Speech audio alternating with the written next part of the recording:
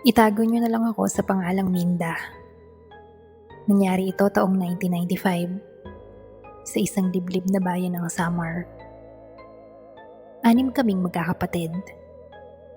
Lasinggero ang tatay ko at ang nanay ko naman ang siyang nagpapakahirap para mabuhay kaming magkakapatid. Namulat ako sa kahirapan. Nagsisiksikan sa higaan. Tumutulo ang bubong kapag umuulan at unahan sa ulam para makakain lang. At bilang panganay sa magkakapatid, sa murang gulang ay naranasan ko nang magbanat ng buto. Kapag may oras ay naglalabada ako. Minsan naman ay tendera sa tindahan. Minsan ay tagawalis ng bakuran ng kapitbahay. Palima-lima o kaya'y 3 piso ang ibinabayad sa akin kapalit ng aking serbisyo. Dahil doon ay nakakaipon ako. Para kahit papano ay may pambili kami ng ulam at bigas. At pag may natitira pa, ay siya namang binabaon namin sa eskwelahan ng aking ilang mga kapatid na nasa elementarya na din. Mahirap ang buhay at mas lalong mahirap dahil sa aming tatay na isa pang dumaragdag sa pahirap sa amin. Lalo na kapag lasing ito, nambubugbog at nagwawala. Nananakit ito at wala kaming magawa noon. Hindi namin mailigtas ang aming nanay sa karahasan ng tatay namin. Kaya tumatak sa isip ko noon na hinding-hindi ang katulad ng tatay ko ang magiging asawa ko sa takdang panahon. At doon namuo ang galit sa puso ko. Sa araw-araw na problema na nararanasan ko sa buhay ko, ay tinatanong ko ang Diyos kung bakit ang malas-malas ng buhay ko. Sekundarya na ako noon. Hindi ako kayang pag-aralin ng aking ina dahil na din sa kapos kami at ako lang din ang maaasahan niyang makakatulong sa kanya sa pagpapalaki sa mga kapatid ko. Kaya naman nagtrabaho ako sa pinsan ni nanay sa bayan, si Tia Madel. Dahil meron itong panaderya at pumayag ito na mag-aral ako kahit nagtatrabaho ako sa kanya. At tamang-tama dahil malapit lang doon ang eskwelahan na papasukan ko. Unang linggo ko noon sa bayan at medyo nangangapa pa ako.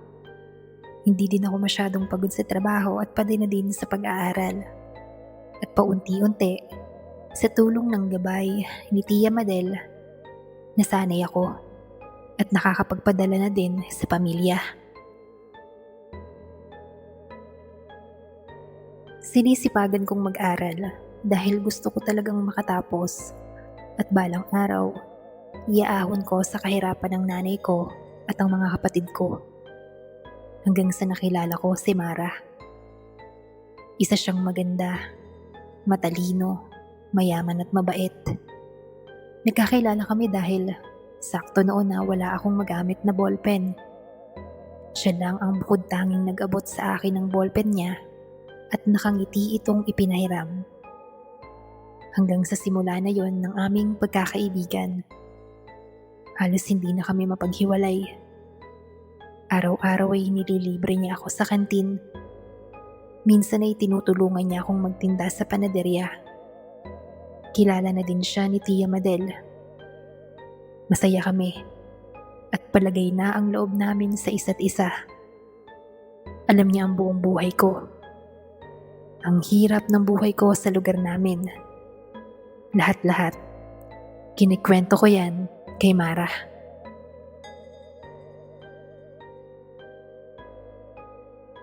Si Mara ang naging sandalan ko sa lahat ng bagay. Kapag malungkot ako, lagi siyang andyan para sa akin.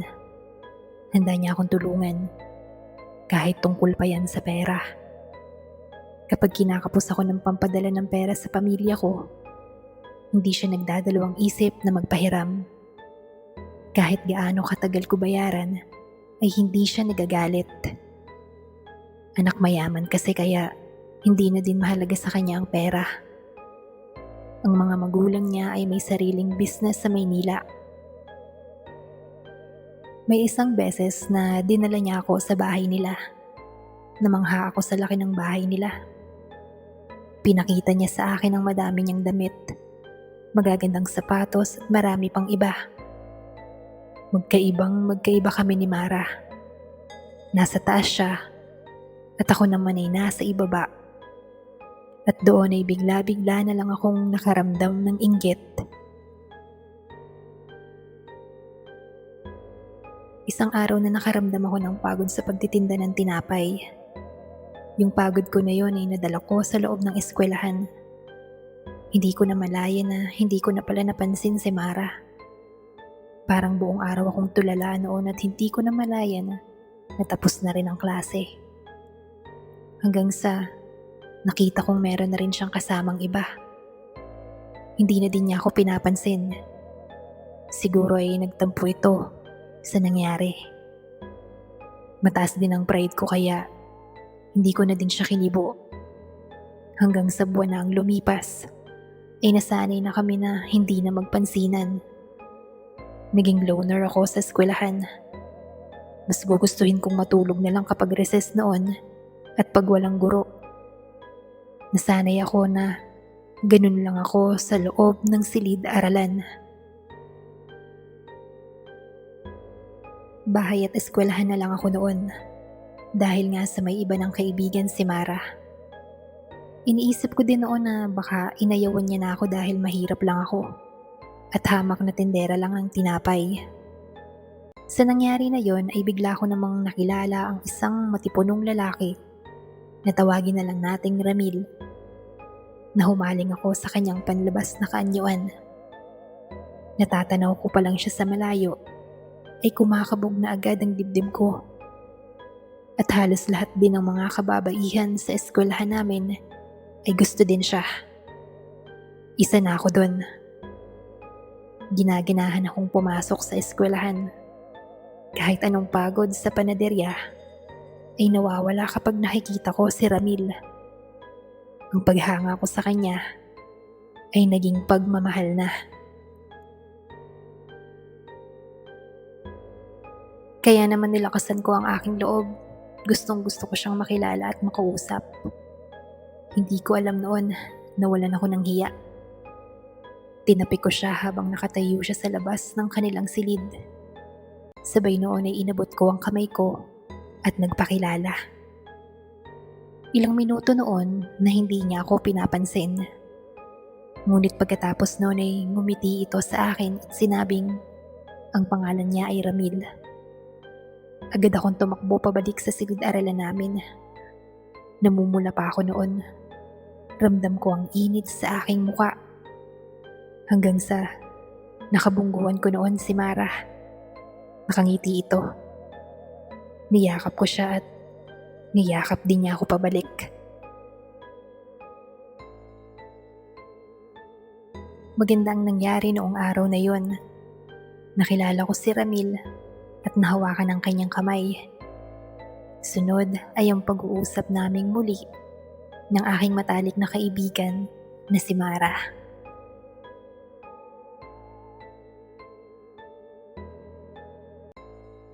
Isang Sabado, inutusan ako ni Tia Madel na bumili sa palengke ng mga gagamitin para sa paggawa ng tinapay. Maaga pa lang ay nagayos na ako para makauwi din ako agad dahil madami pa akong takdang aralin na kailangang tapusin. Habang nasa palengke ako, ay may isang matandang babae na humawak sa kamay ko. Madungis ito na parang pulubi. Inabot ko sa kanya ang bariyang hawak ko na nasa 10 piso. Tinanggap naman niya ito. Ayaw pa nitong bitawan ng kamay ko.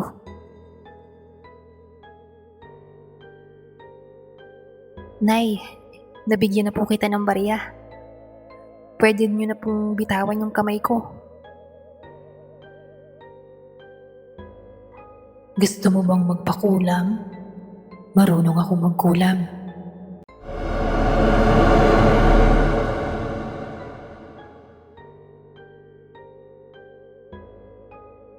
Nagulat at natakot ako noon. Kaya dali-dali kong tinabig ang kamay ko at tumakbo ng mabilis. Kinagabihan noon, nilagnat ako. Nanlalamig ako kahit doble-doble na ang kumot na gamit ko. Iniisip ko na lang na baka dahil sa pagod. Tinuloy ko na lamang ang aking pagtulog, ngunit nahirapan pa rin ako. Dahil bago ko palang ipipikit ang aking mga mata, yung mukha ng matanda na humawak sa kamay ko sa palengke ang nakikita ko. Nakangisi ito. Nakakatakot. Nanlilisik ang mga mata at nakatingin ito sa akin. Dahil doon ay kulang-kulang ang tulog ko, dahilan para manghina ang aking katawan at hindi makapasok ng ilang araw sa eskwelahan. At sa ilang araw na yun, ay hindi man lang ako nagawang bisitahin at kamustahin ang matalik kong kaibigan na si Mara. Pagkaraan ng ilang araw, ay handa na akong pumasok sa paaralan. Kaya ko na. At nawala na din ang sakit ng aking katawan at lagnat. Nasa hallway na ako ng eskwelahan at nagulat ako sa kumpulan ng mga estudyante. Nagsisigawan pa sila at nagpapalakpakan. Lumapit ako ng konti para malaman kung ano ang nangyayari. Nanlaki ang mata ko. Si Ramil ay nakaluhod, ang isang tuhod. May hawak na bulaklak. Katapat ang isang babae. Si Mara.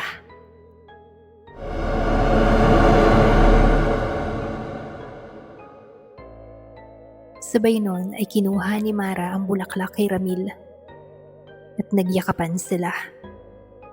Napatalikod ako noon habang rinig ko ang hiyawan at kantsawan ng mga estudyante. Umiiyak akong tumakbo palabas ng eskwelahan. Hindi ko na namalayan kung saan ako napadpad. Umupo lang ako sa may bakanting lote at doon ay patuloy ang aking pag-iyak. Hanggang sa bigla akong naalala ang matandang babae sa palengke. Hinanap ko siya noon ngunit bigo ako. Pinagtanong-tanong ko siya pero walang nakakakilala sa kanya.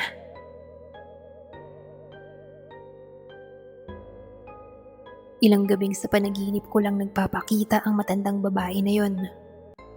Kapalit pa nun ay ang gabi-gabi ding pagtaas ng lagnat ko. Naging balisa ako at tanging galit lang ang nararamdaman. Hanggang sa dumating ang araw na nakita ko na ang misteryosang matanda. Alam ko kung anong gusto mo. Gusto mong gumante.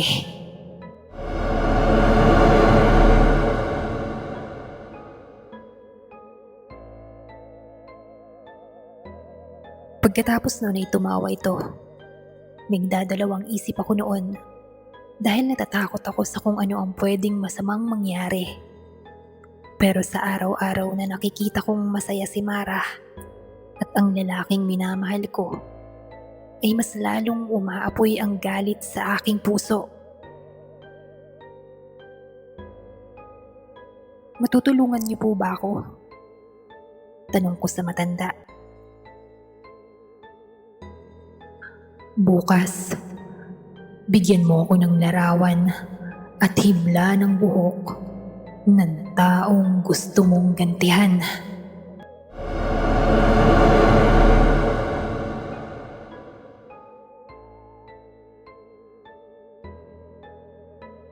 Pagpasok ko sa eskwelahan, ay iniisip ko kung papaano ko makukuha ang buhok at ang larawan kay Mara.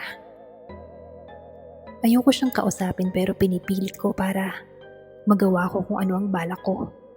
Ngunit mahirap. Humanap ako ng maraming pagkakataon. At nang dumating na yon ay binilisan kong kumilos. Kinuha ko sa pitaka niya ang isa niyang larawan at kumuha sa suklay niya ng hibla ng buhok. Matagumpay ko namang nagawa at naibigay ko na din ito doon sa matandang babae na kalaunan ay nagpakilala din. At itago na lang natin siya sa pangalang Manang Lusing na isang mangkukulam.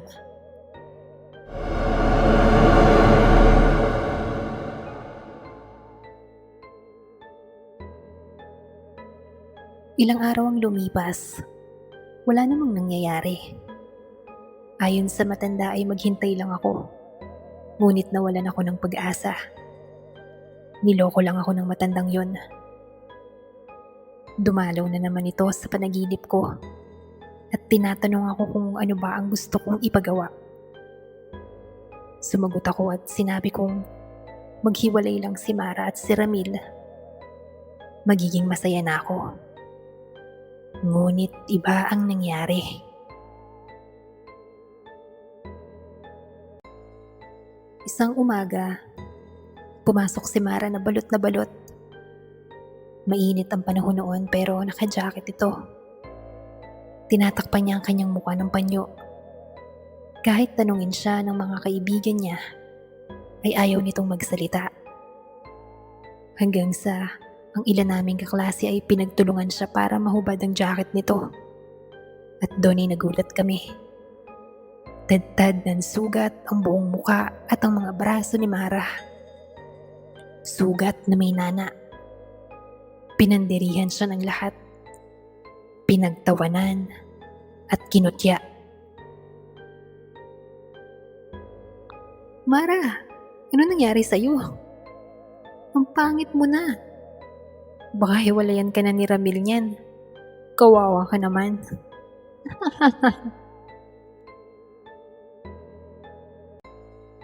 Nagtawanan sila at ako naman ay pasimple lang sa gilid na tumatawa na din.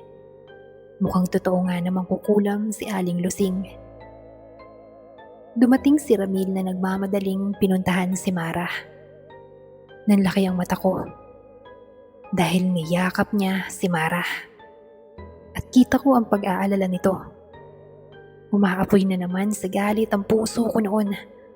At tila hindi tumalab ang ginawa sa kanya ng mangkukulam.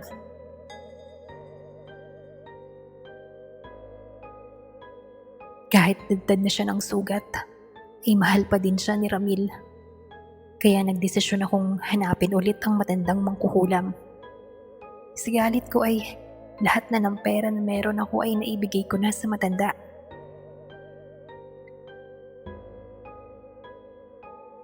Hindi tumalab yung ginawa mo. Hindi po sila tuluyang naghiwalay. Kaya kung maaari ay itodo nyo na kung ano pa yung mga pwede nyong gawin sa kanya. Wika ko sa matanda.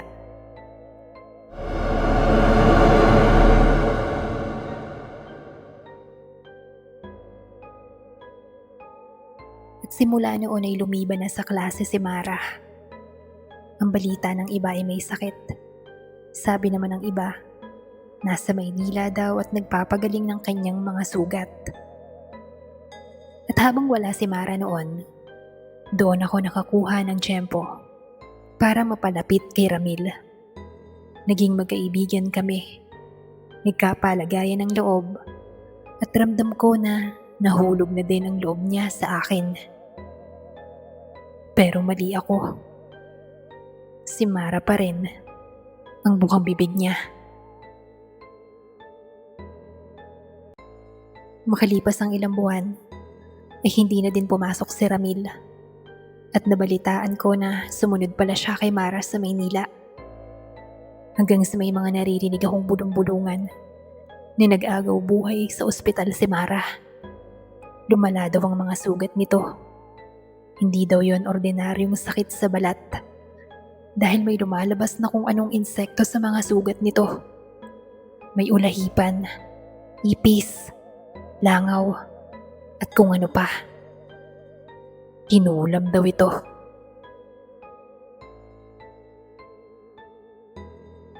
Nakaramdam ako ng takot noon sa mga narinig ko.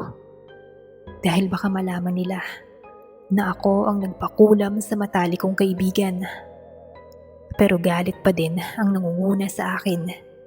At Pinagdasal ko pa noon na sana ay natuluyan na lang siya.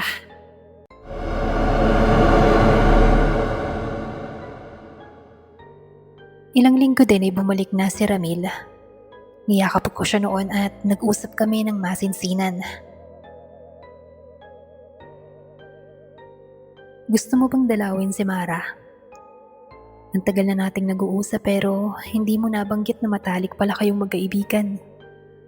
Walang ibang bukang bibig si Mara kundi ikaw. Inaalala niya ang mga pinagsamahan ninyo. Wika nito. Natahimik naman ako noon at napilitan na lang nakamustahin si Mara. Hindi pa mabuti. Matatagalan pa siya doon at baka nga doon na din siya tumira at mag-aral. Ibig sabihin na hindi na siya babalik. Masaya ang puso ko noon dahil wala nang hadlang sa aming dalawa ni Ramil. Pagkatapos noon ay may inabot sa akin na sobra si Ramil at galing daw yon kay Mara. Pag-uwi ko ng bahay ay hindi ko muna ito binuksan.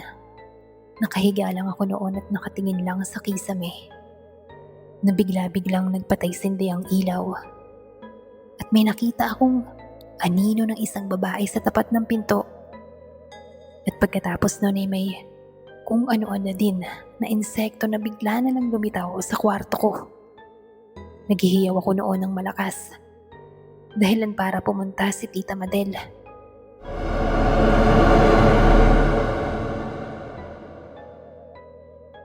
Ano bang nangyayari sa yung bata ka? Bakit ka ba hiyaw ng hiyaw dyan? Tita, ang dami pong insekto, tita. Ang dami. Wika ko habang nakatalukbong ako ng kumot. Anong insekto ang sinasabi mo? Wala naman ako nakikita.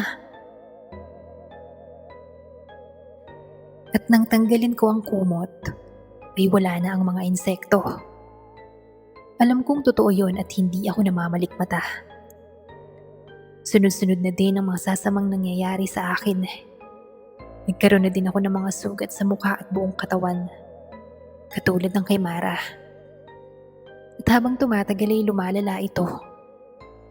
Sumuka ako ng likido na kulay berde. At meron itong mga uod. Madaming insekto ang lumalabas sa sugat ko. Nanghina ako at tuluyang bumigay ang katawan. Napilitang pumunta si nanay sa akin dahil sa kalagayan ko.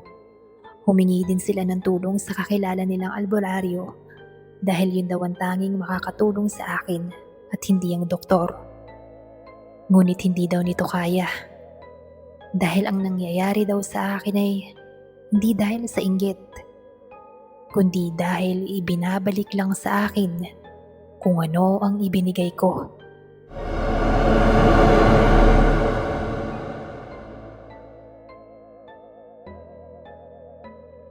Kaya naman umamin ako noon kay nanay na nakagawa nga ako ng mali.